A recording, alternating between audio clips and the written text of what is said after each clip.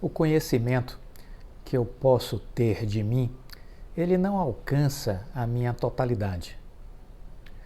O que me é dado a conhecer é o fragmento de cada dia. Se algum entendimento mais abrangente eu pretender alcançar, terei de pacientemente reunir os fragmentos. Portanto, essa frase é do padre Fábio de Mello. Portanto, veja, existe a necessidade de nós nos conhecermos e, ao mesmo tempo, precisamos desenvolver a nossa inteligência emocional. E isso tem muito a ver com uma busca de um equilíbrio, de uma paz, de uma serenidade diante da vida, do mundo e das coisas. Não adianta a gente ser excessivamente ansioso, estressado, viver em desequilíbrio, em desarmonia. Não adianta querer ver o todo, porque esse todo ele vai depender de uma série de variáveis, de uma série de circunstâncias. Portanto, vamos viver o dia a dia?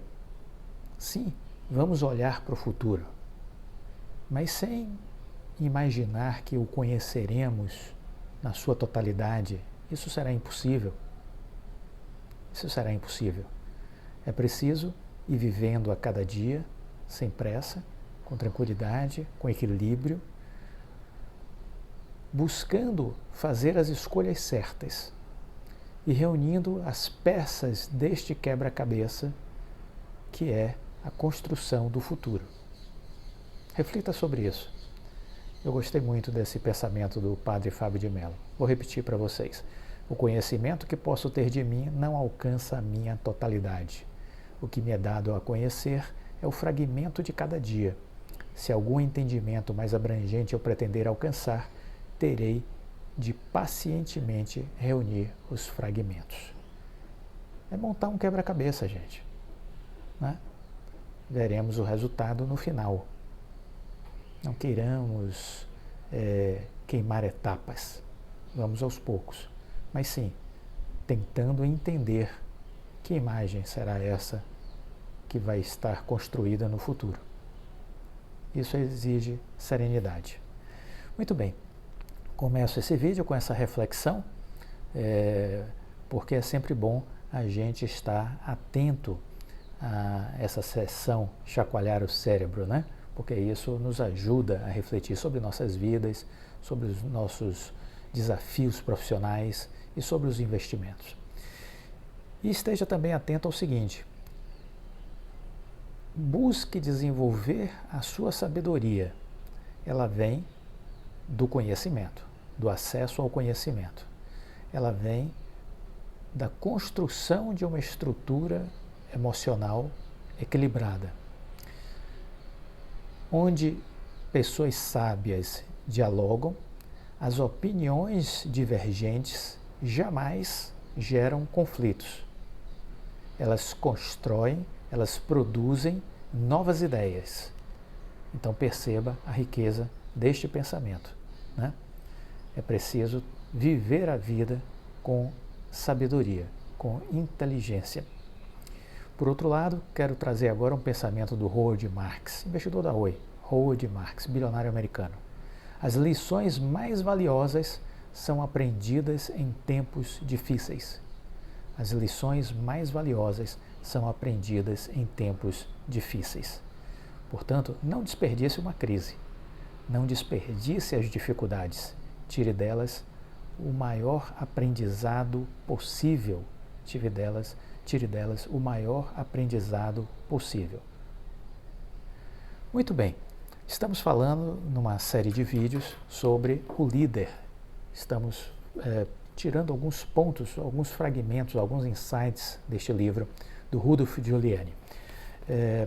Tive a oportunidade de assistir uma conferência presencial com ele em 2002, no final de 2002, é o ex-prefeito de Nova York.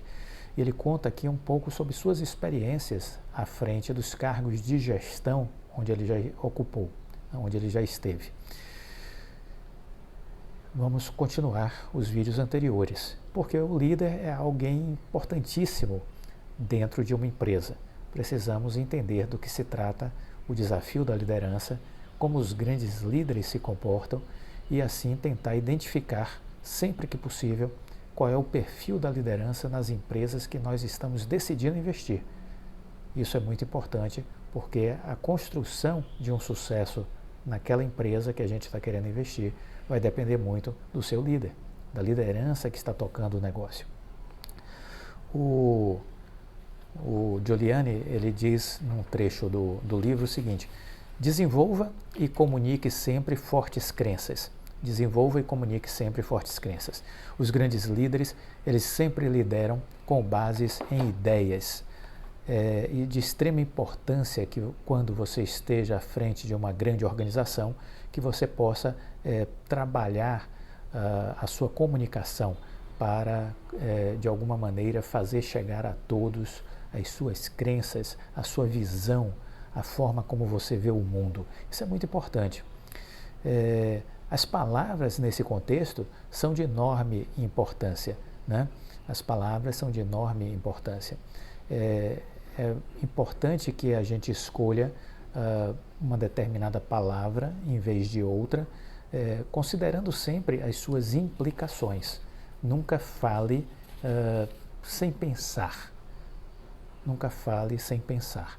Pondere a respeito do que você deseja comunicar, reflita, identifique o nível de expectativa das pessoas, procure ser cirúrgico, preciso ao se expressar, para não deixar margem a dúvidas, seja muito objetivo, muito claro, muito conciso e sempre busque a palavra mais adequada a cada público e a cada situação. Escolha a palavra adequada a cada público e a cada situação.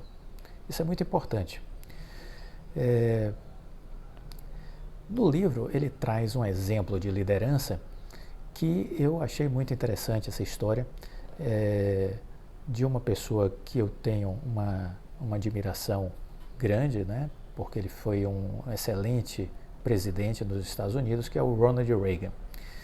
E ele viveu uma experiência com o Giuliani, viveu uma experiência com o Ronald Reagan, e ele resolveu compartilhar essa experiência, porque foi uma experiência, vamos dizer assim, crítica, de grande desafio mental para uma tomada de decisão. E eu queria reportar isso aqui para vocês. Ele diz assim: em 3 de agosto de 1981, 13 mil dos 17.500 membros do controle de tráfego aéreo dos Estados Unidos decidiram cruzar os braços. Ronald Reagan voltou-se para o Procurador-Geral da República e perguntou: eles não fizeram um juramento? À época, o procurador era Bill Smith e ele disse: eu não entendi bem a pergunta, senhor presidente. Reagan repetiu: todos esses controladores de voo não fizeram o mesmo juramento com que todos os servidores públicos dos Estados Unidos se comprometem ao tomar posse, declarando que não farão, em momento algum, greve contra o governo dos Estados Unidos? O procurador olhou para mim, eu olhei para o procurador, isso o Giuliani dizendo, e ficamos um pouco atônitos. Aquele assunto não era algo que estivesse na nossa agenda mental para enfrentar aquela situação.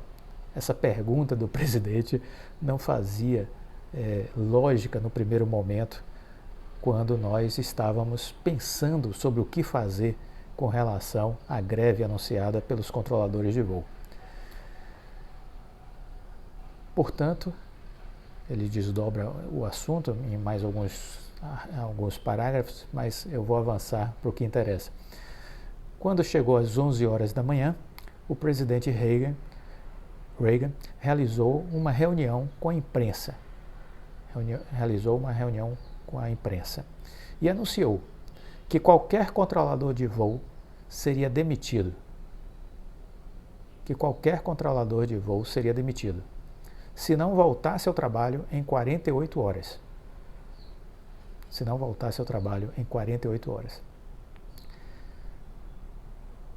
Ele disse: vou ler o juramento solene proferido por cada um dos servidores públicos dos Estados Unidos. Não participarei de nenhuma greve contra o governo ou contra qualquer um dos seus órgãos. O Congresso, em 1955, convertera em crime a greve de servidores públicos. Em 1971, a lei havia sido declarada constitucional pela Suprema Corte dos Estados Unidos. No entanto, naquela época, estamos aí em 1981, os servidores públicos costumavam querer fazer greve a toda hora. Não faltavam casos recentes, como o dos Correios, dos funcionários de biblioteca do Congresso e de servidores, inclusive, da imprensa oficial. Até os controladores de voo haviam ensaiado uma paralisação em 1970, mas lá estava o grande comunicador de pé perante a imprensa, lendo um juramento que fora assinado por todos aqueles grevistas. Foi uma jogada de mestre. O presidente Reagan teria sido um grande advogado de contencioso. Toda a imprensa, sempre pronta para combatê-lo, estava comendo em suas mãos. De repente, era como se os controladores de voos tivessem sido flagrados traindo o país. Eles quebraram o juramento. Todos murmuraram: quebraram o juramento.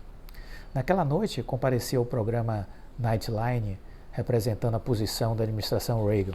Lá estava Robert Pauley, presidente do PATCO, que no fundo era um bom sujeito. Discutíamos os méritos e os deméritos da greve, uma greve contra os Estados Unidos, sua exigência de aumento salarial geral de $10.000 por ano, aposentadorias e outros tantos assuntos. Pauley insinuou várias vezes que Reagan estava blefando e que jamais demitiria os controladores em greve. Era uma noite tremendamente quente em Washington e depois do debate, Pauley e eu saímos juntos dos estúdios da ABC e atravessamos a rua. Apertamos as mãos e disse-lhe lamentar que seu pessoal estivesse em greve e que esperava houvesse um meio para resolver a questão. E concluí: espero que você me interprete da maneira certa. Isso não significa disposição para negociar. Você está errado. O presidente Reagan não está blefando. Pedi que ouvisse com atenção e respondesse se o que eu iria dizer parecia verdadeiro. Você está negociando há 2 semanas com um grupo de representantes do presidente. Eles não parecem seguros do que fazer. Alguns disseram ao presidente as mesmas coisas que você tem afirmado, que ele não será capaz de cumprir a ameaça. Mas quando você chegar em casa agora, veja a fita do pronunciamento do presidente e observe os olhos dele.